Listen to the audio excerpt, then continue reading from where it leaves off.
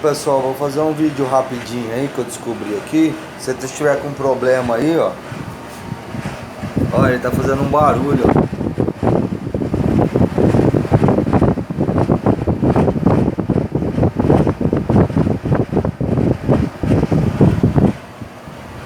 Um ar-condicionado Spring. Ó, fiz um extensor aí, ó. Esse aqui é um... Vou fazer minha cama baú, então vou guardar as madeiras aqui. Eu venho até aqui, ó. Fiz uma régua, um cano de 150 polegadas.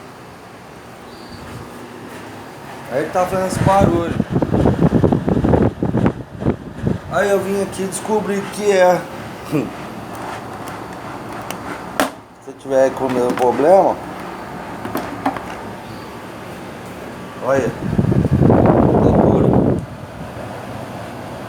Ele foi lá pro quarto da minha filha lá, minha filha, não, tira daqui que tá fazendo barulho.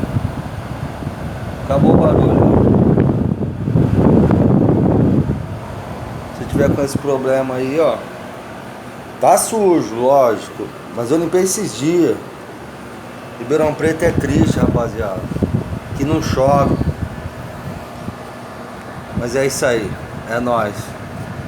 Vou limpar ele e vou pôr, né? Valeu.